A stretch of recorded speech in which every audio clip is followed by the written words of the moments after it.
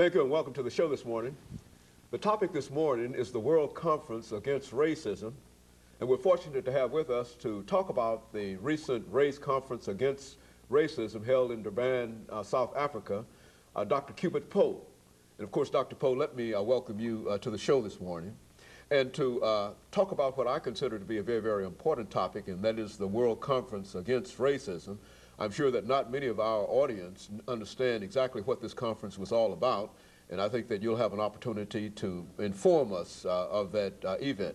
But before we get into that, Dr. Poe, let's talk about Dr. CPoe, and to give you an opportunity to talk about some of the things that were important in your life that eventually led you to where we are now. Well, Dr. Haney, of course, I am a Christian psychiatrist and a minister of the gospel here in Nashville, Tennessee. I'm a former pastor. I served as interim pastor of Spruce Street Baptist Church here in Nashville, and then pastor of First Community Church here in Nashville. Over the last 8 months, I've been coordinating an effort involving numbers of persons, approximately 8 to 10 people, who are interested in forming an institute for the study of racism and health here in Nashville, Tennessee. And so because of that, I decided that it would be good for me to go to Durban, South Africa, and attend the World Conference Against Racism. Let's talk about this World Conference Against Racism, Dr. Poe. When you talk about the World Conference Against Racism, are you saying that all of the nations, the overwhelming majority of the nations of the world, came together to talk about this issue of racism? There were many, many nations there. I don't have a specific count, but there were many, many nations there from all over the world. And as you know, the U.S. Initially decided not to come and then did send a watered-down delegation to the conference. Of course, you know, Israel did come for a while, but the U.S. Then subsequently left. But yes, I would say most nations around the world were represented at that conference. Now, how long did this conference last? This conference lasted for a total of 2 weeks. The first week was a meeting of the non-governmental organizations.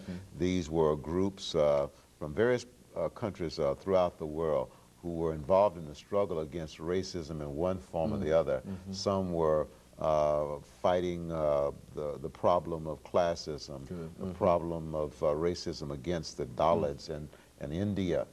This is 260 million people who used to be referred to as the untouchables. Others were there talking about the issues of poverty in South America. Others were talking about the problems of the Aborigines in Australia. Then we had others talking about the issue of covert racism in Canada. So we had people from all over the world talking about racism in its various manifestations. But all of them agreed upon the problem of racism. You know, as a psychiatrist, how would you define racism? I mean, within the context of how the World Conference used its definition of that word. Well, now, my definition is that racism is an expression of self-hate. If I hate myself, then it's almost impossible not to hate you and not to hate other people. But I feel that we're all members of one race, and that is the human race created by God. And so if I hate one person, whether that person is of the same ethnic identity or of a different ethnic identity, then I believe I've got a problem of racism. And so racism is not necessarily directed toward one group. It's a person who is a racist is really a person who hates humanity in a real sense. Is that what you're saying? Yes, I'm saying that racism is much larger and deeper than hostility or hatred towards a particular person or a particular ethnic group. If I'm a racist in relationship to blacks, then I'm also a racist in relationship to whites and Jews and Hispanics. And so it's a human problem that it's a human problem. It involves the problem of self-hate extending itself to involve other people. Well, now, how was it possible to get all of these nations together? And I know that the results might not have been as encouraging as some folks wanted those results to be, but how did you get, how was it possible to get all these folks together on at least a common theme, a common agreement in reference to this? Well, my understanding, this was a second World Conference on Racism, but I think it was the first one that involved the non-governmental organizations. They invited non-governmental people in, rather than just the nations.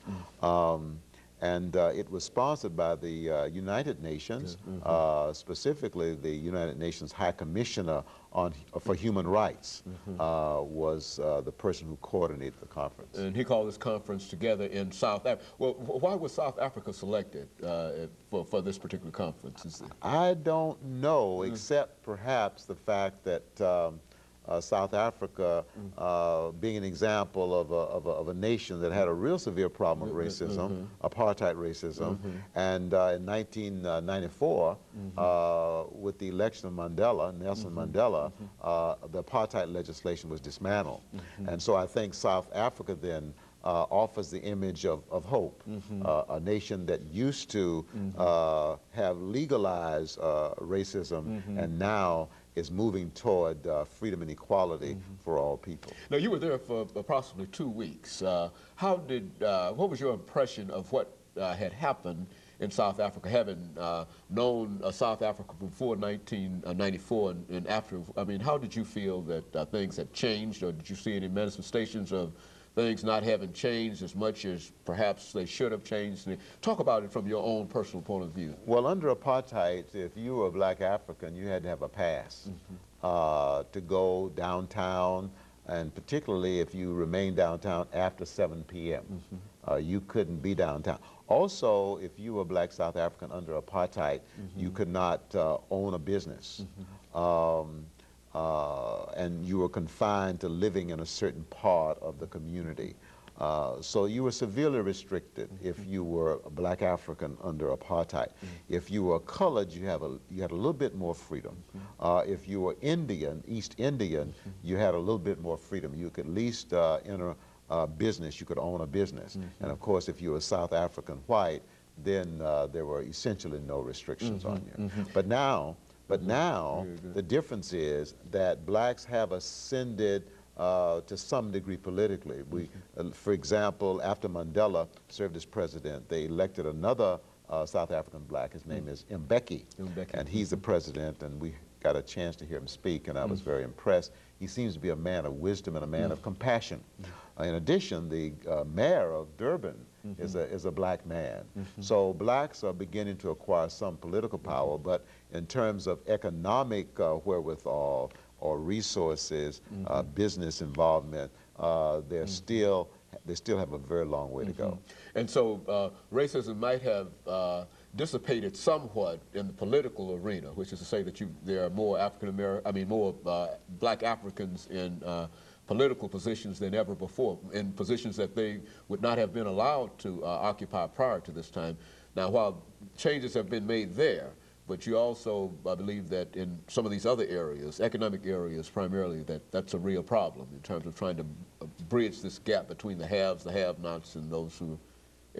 do you consider that to be a problem? Or what? Yes, I mean the economic differential is a carryover from apartheid racism. There are other carryovers too. That's a real source of problems for South Africa right now. One is the poverty. Most of the poverty you'll find among South African blacks. Less so among South African Indians, less so among South African whites. Also, there's a problem of crime. And I interviewed many people, most of whom were cab drivers, and I asked them, why was there so much crime? And of course, Dr. Poe, let me interrupt here for this first commercial break, which will give us an opportunity to come back to this issue of crime. And of course, we'll be back with our audience following this short commercial break.